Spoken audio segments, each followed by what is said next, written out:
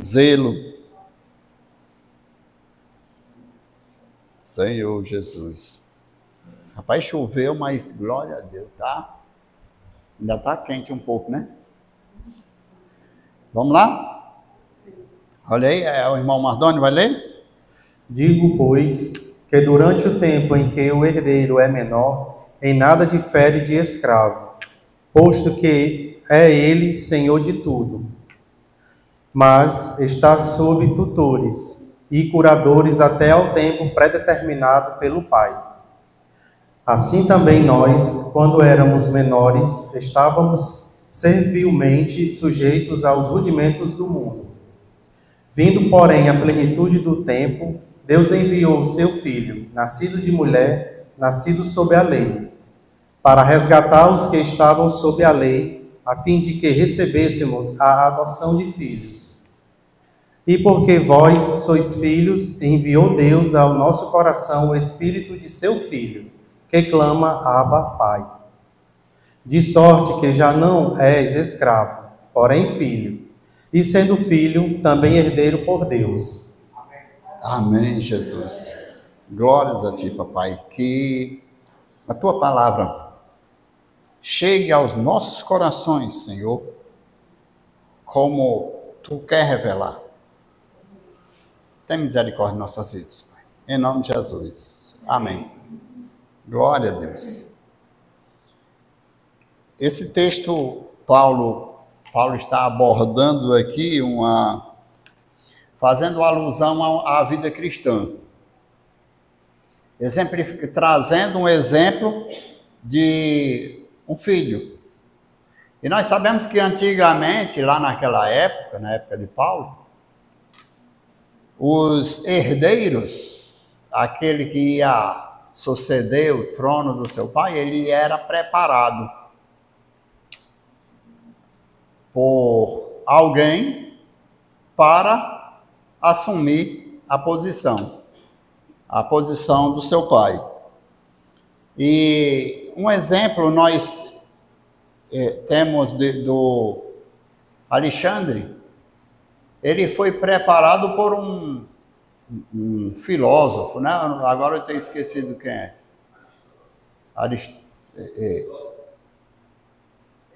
Pois é, ele foi preparado para assumir a posição de governante por um filósofo, até a idade que ele estava pronto para assumir.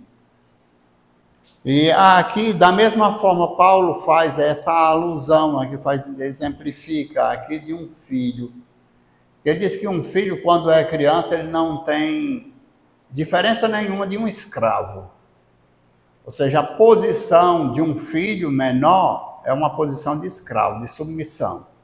Ele precisa se submeter a seus pais, aos ensinamentos, para que seja um homem maduro, um homem feito, um homem preparado para enfrentar o mundo. E aqui, Paulo nos mostra aqui que, da mesma forma também nós. E ele ainda diz assim, quando éramos. Da mesma forma também, nós, quando éramos menores, estávamos servilmente sujeitos aos rudimentos do mundo. E olhando para essas verdades, para a verdade divina, para a palavra de Deus, e observando, estudando, orando, pedindo do Pai a revelação, eu olho que existe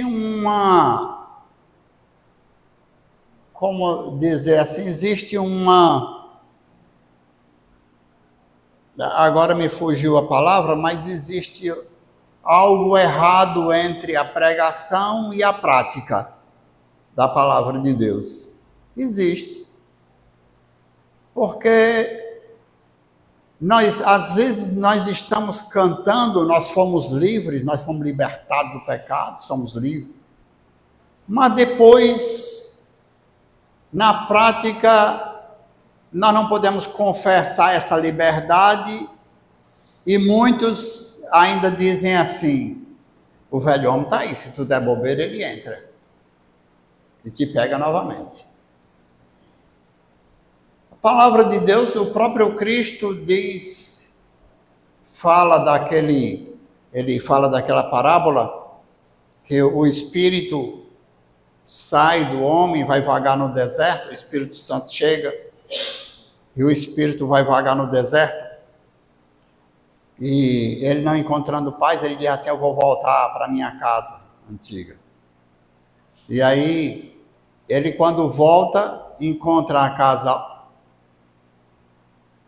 varrida, ornada, e Mateus, se não estou enganado, ele diz assim: mas vazia. Ou seja, o Espírito Santo não estava mais ali. Não é verdade? O Espírito Santo não estava mais ali. Ou seja, a pessoa que creu na palavra, vamos dizer assim, havia crido na palavra, começou a caminhar. Eu vejo essa parábola, eu olho ali para o Espírito, quando vier o Espírito, ele convencerá o mundo do pecado, da justiça e do juízo. Ou seja, ali ele está convencendo o mundo do pecado, da justiça e do juízo. Ali não há uma regeneração. O que há é uma conscientização. Sabendo isto, eu estou sabendo que eu sou um miserável pecador e necessito de Cristo. Ou seja, ali o Espírito Santo está convencendo, não houve uma conversão. Então o Espírito Santo estava trabalhando naquela vida, mas houve uma hora que o camarada recuou, abandonou a caminhada, e o Senhor diz que o Espírito volta com mais 7. E o último estágio se torna pior do que o primeiro. Então a gente vê que não houve uma conversão daquela pessoa. Não houve um novo nascimento. O Senhor começou a trabalhar, e a parábola da semeadura também nos fala sobre isso. Uma parte da semente caiu no caminho. A pessoa viu, mas de repente passou. Outra parte cai em terra, pedra. Cresce, mas não tem raiz, morre. Vê um sol, morre. Outra parte cai entre os espinhos, os cuidados desse mundo, as preocupações desse mundo, tira ali a palavra e acaba sufocando. Sufoca. O camarada voltou. Não houve fruto. Outra parte cai na boa terra, e ali a 30, 60 e a 100, porque frutificou. Então, veja que a palavra mesmo nos mostra que é necessário que eu receba a palavra e permaneça na palavra nessa caminhada, porque é uma jornada, é uma caminhada com Cristo. E até que todos cheguemos à unidade da fé. Então, Paulo nos mostra aí que nós, quando menino, ou seja, quando nós estamos sendo convencidos de quem nós somos, do que precisamos, nós estamos caminhando, e é necessário permanecer nessa caminhada para que o poder de Deus opere e me leve ao novo nascimento, à regeneração. Enquanto eu estou lá, enquanto eu ainda não fui regenerado, eu não passo de um escravo. E olhe, observe isso na sua vida, que eu observo na minha. nós, quando começamos, nós colocamos como regra, momento de oração, a gente tem muito cuidado com o momento de oração, momento da leitura da palavra, momento de meditação, que é para a gente não sair daquelas pisadas.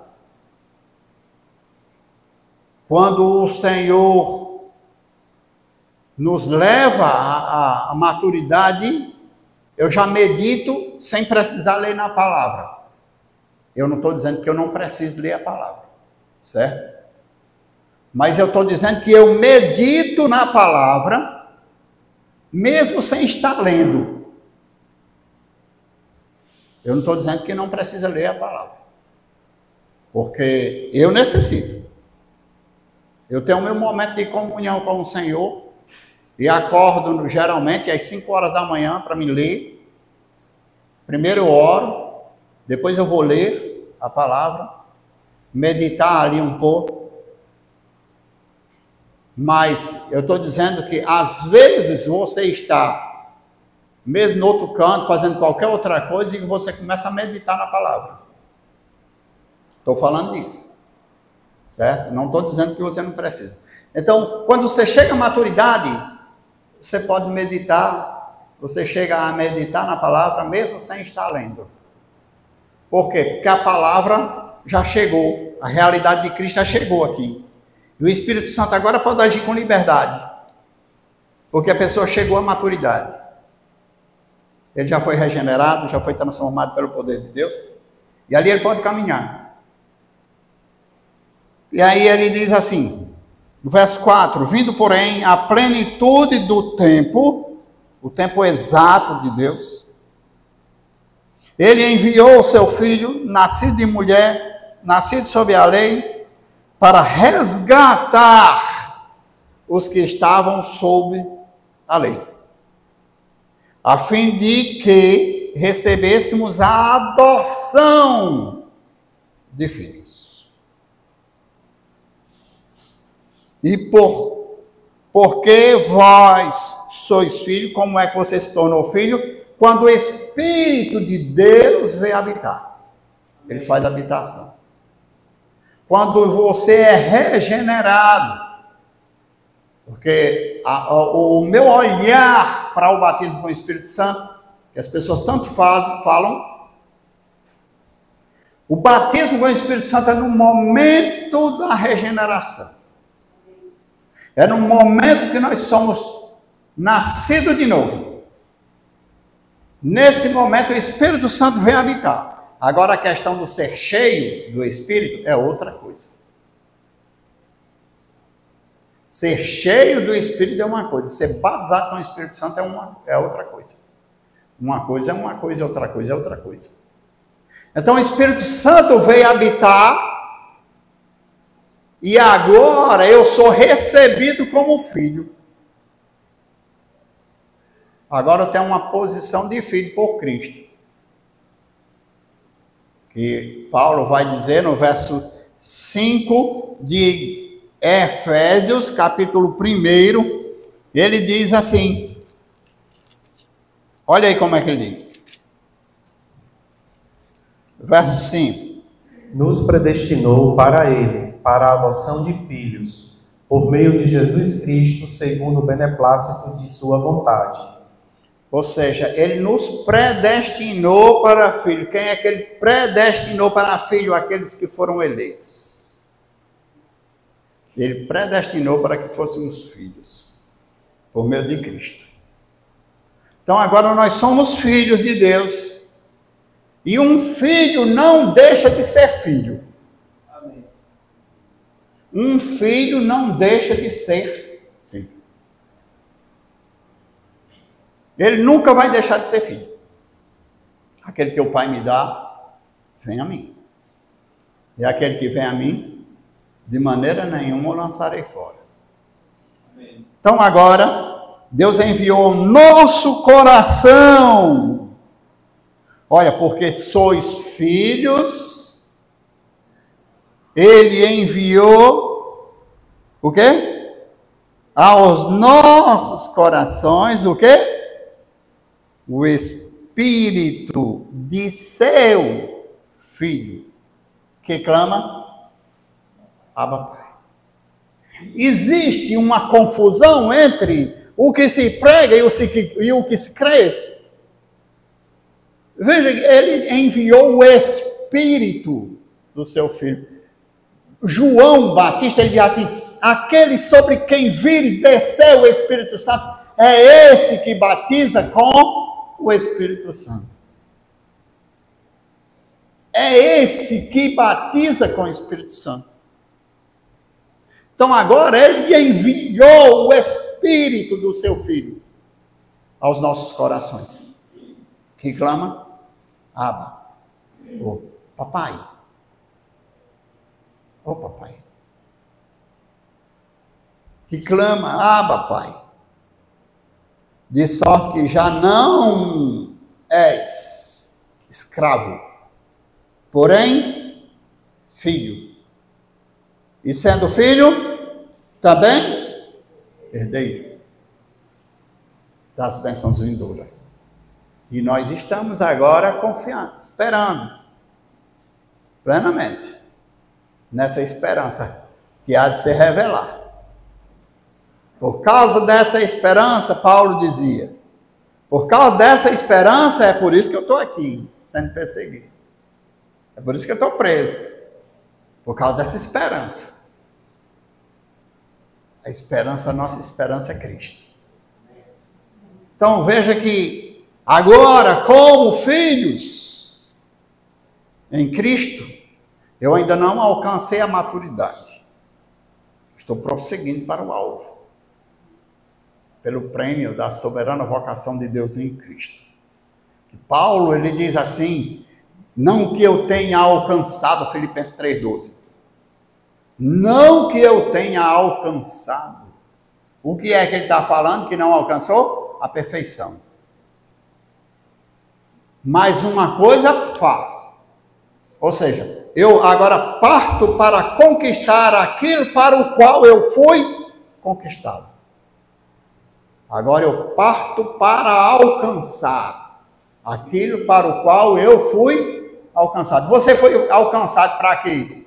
Para ser perfeito.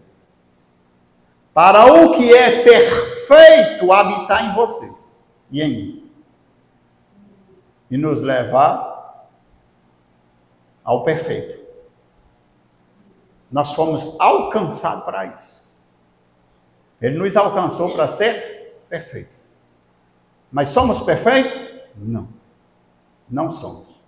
No entanto, esquecendo-me das coisas que para trás ficam e avanço para aquelas que estão diante de mim pelo prêmio da soberana vocação de Deus em Cristo Jesus. Mas agora eu parto para alcançar. E eu estou perdendo para ganhar. Como é que eu estou perdendo para ganhar? Veja aqui, Tito 2,11, mas nós vamos fazer aí uma mistura para nós compreender melhor. Ele diz assim, a graça de Deus se há manifestado. A graça de Deus se há manifestado. Não é assim, 2,11? De Tito? A graça de Deus se há manifestado. Porquanto a graça de Deus se manifestou salvadora a todos os homens. Obrigado. Chegou na hora certa. A graça de Deus se manifestou. Mas veja aqui, vamos pular a segunda parte. Aí vamos para o verso 12. Que ele diz assim, a graça de Deus se manifestou para quê? A graça de Deus se manifestou? Leia. Educando-nos para que, renegadas a impiedade e as paixões mundanas, vivamos no presente século sensata, justa e piedosamente. Amém. Então veja só, tem um para, tudo de Deus tem um para quê? Tem um porquê. Tudo de Deus tem um objetivo. Então a graça de Deus, ela se manifesta para quê? Eu seja educado agora segundo Cristo. E para que, sendo educado por Cristo, pelo poder de Deus que agora habita, e Ele fala com você e comigo. O Espírito Santo, Deus não manda recado para você, não. Ele fala com você. Se você é um filho de Deus, se você foi regenerado, Ele fala com você. Ele não manda recado, não. Vocês sabem que a minha experiência, a experiência que eu tive com o Senhor, foi Ele falando comigo. Como? Não sei. Porque como é que Papai do Céu fala com um miserável que ainda está no pecado, eu não era nem regenerado, como é que Ele fala? Sei lá. Sei que Ele falava. Que eu brigava com Ele. Não, Senhor, eu? Não, Senhor, eu não. Por misericórdia, chama outro. Mas Ele falava. E continua falando. Então, agora, Ele está nos educando. Para quê? Renunciando às paixões mundanas. Paixão mundana. Qual é a sua paixão mundana? Qual será a minha paixão mundana? Certo? Quando Ele fala da paixão mundana, amados, Ele não está falando dos pancadões da vida, não. Viu? Fique sossegado. Ele não está falando de cigarro, de bebida, da sexualidade, dos desejos da carne. Ele não está falando disso, não. Ele está indo além. Ele está falando de outras paixões. Qual é a sua paixão? Qual é a minha paixão? Eu, particularmente, já vi muita mulher deixar a igreja por causa do marido. Já vi marido deixar a igreja por causa de deixar a comunhão por causa da esposa. E conheço casais lá em Manaus que o esposo saiu por causa da esposa e hoje nenhum está na igreja. Nem filhos, nem mulher, nem ninguém. Isso é bom? Gente que tocava, fazia parte do louvor. Hoje em dia não congrega a esposa, não congrega o marido, não congrega ninguém. Está todo mundo fora. Isso é justo? Isso é bom? Já vi filho sair da igreja por causa de... ou pai sair por causa de filho, filho sair por causa de pai ou de mãe. Já vi muita coisa nesses 33 anos, caminhando no Senhor. Já vi gente sair da igreja por dinheiro. Tem um camarada que disse assim: pastor, estou precisando de trabalho, ore por mim. Oramos por ele e ele arranjou um trabalho, foi chamado. E trabalha até hoje, graças a Deus. Quando ele arranjou o emprego, não veio mais para a igreja. Até hoje está fora da igreja. Isso é justo? Aí a mulher deixou ele para acabar de ajeitar, né? Abandonou. O Senhor disse que quem me acha a vida, acha a favor do Senhor. Mas quem me despreza, ama a morte. Qual é a nossa paixão? Ele diz assim: aquele que deixar pai, mãe, irmão, esposa, por causa de mim. E ele não está falando de deixar, abandonar, não. Aquele que renunciar. Não é abandonar, não. Mas aquele que me der ouvidos, me amar mais que a sua esposa. Será que você ama mais o Senhor do que o seu cônjuge? Será que você ama mais o Senhor do que seus negócios? Será que nós amamos mais o Senhor do que a nós mesmos? Onde está a nossa paixão? Ele diz aqui: para que, renegadas paixões, Romanos 8, a partir do verso 5, ele vai falar daquela carnalidade, é justamente disso. Não está falando de outra coisa não, do mundo não. Porque qual é a paixão mundana? Quando você sair daqui, o que é que você leva para o céu? Ou seja, o que você leva dessa vida aqui com você? Você leva dinheiro? Leva roupa? Os perfumes caros. As roupas de marca. Você leva com você? que você leva? Qual é a sua paixão? Qual é a minha paixão? O que é que nós ainda somos apegados? Os nossos traumas. Será que nós ainda estamos apegados aos nossos traumas? Ou nós deixamos diante do Senhor? Que Ele vai dizer assim, humilhai-vos, portanto, debaixo da potente mão de Deus, para que a seu tempo Ele vos exalte, lançando sobre Ele toda a vossa ansiedade, porque Ele tem cuidado de vós. O que é que nós estamos apegados? Porque às vezes nós nos apegamos com os nossos traumas e dizemos, eu tenho direito. Eu tenho direito. Eu fui injustiçado. Para que, renegadas paixões mundanas, vivamos no presente século sóbrio. Sóbrio? O que significa essa sobriedade? É não apaixonado. Porque a paixão, ela nos ilude. E Marcondes conhece, sabe o que é isso? Eu não estou falando paixão por mulher, não.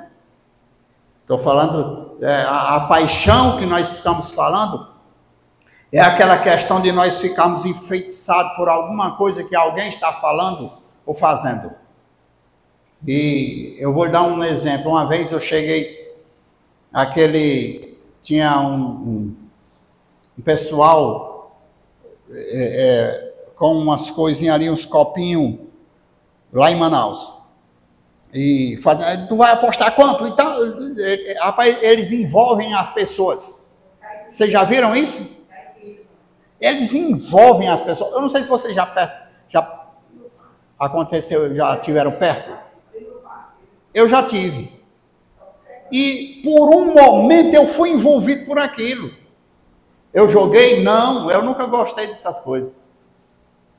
Não joguei. Mas eu fiquei envolvido, fascinado por aquilo. Foi preciso o meu colega bater no meu ombro, Marcondes.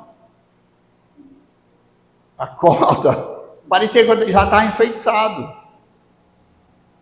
E Marcondes não gosta daquilo. Eu nunca gostei. Me chama para jogar baralho, mesmo brincando, para você ver o que eu digo. Me chama, me convida para você ver.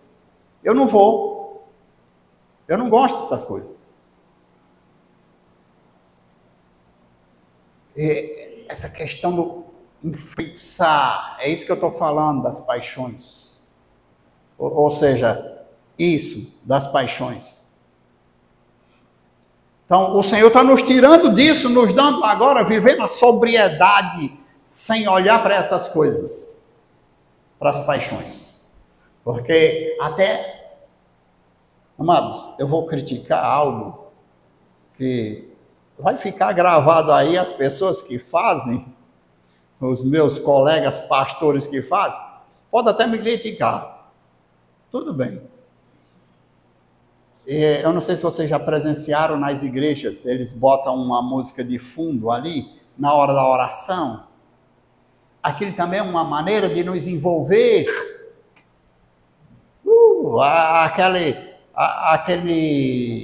Aquela flauta e a cobra vai subindo. Ali é uma maneira de nos envolver. Eu estou aqui no espiritual. Viu? Tem alguns irmãos que fazem, irmãos, me perdoem, mas é a realidade. Eu não preciso de musiquinha para de fundo, para me orar ao Senhor. Eu não preciso disso. Então, tenho que ser sóbrio. Eu vivo aqui sóbrio e piedosamente. O que é piedosamente? É caridade. É o amor altruísta, é um amor sem interesse. Aquilo que Paulo fala em Colossenses capítulo 1, dizendo que os irmãos tinham fé. E ele tinha um amor pelos irmãos. Verso 8, ele disse que era um amor no Espírito.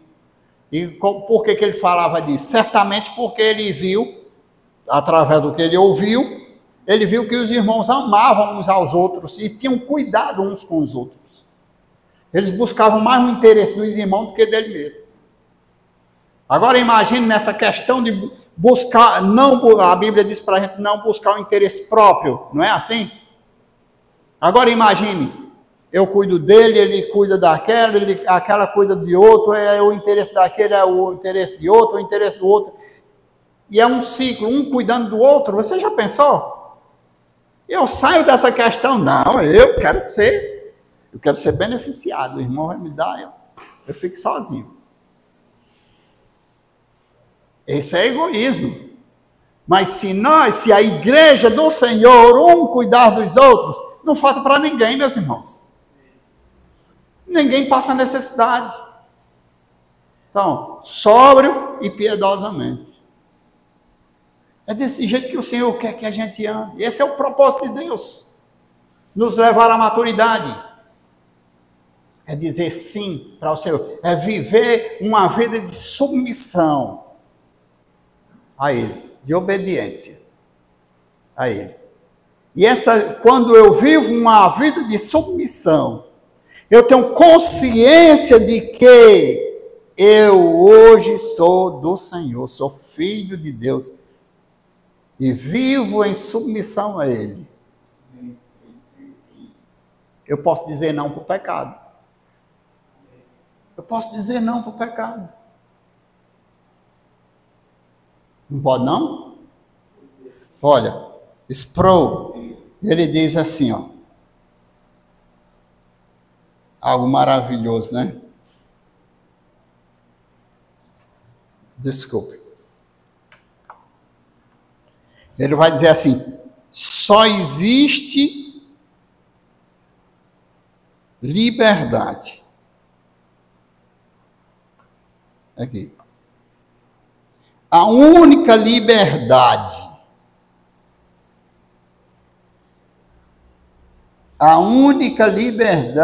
que um homem pode adquirir é quando ele se torna um escravo de Jesus Cristo. Eita glória! A única maneira que um homem é livre, que ele tem liberdade, veja só, liberdade, só para a gente fechar. A única liberdade que o ser humano tem é quando ele é escravo de Cristo. Para mim, o que ele está dizendo aí? Que eu posso dizer não para o pecado. Eu sou livre. Cristo me deu liberdade. E Ele me deixa tão livre. A liberdade de Cristo é uma liberdade tão grande que eu posso pecar e posso não pecar. Eu posso beber e posso não beber. Ele me deu liberdade.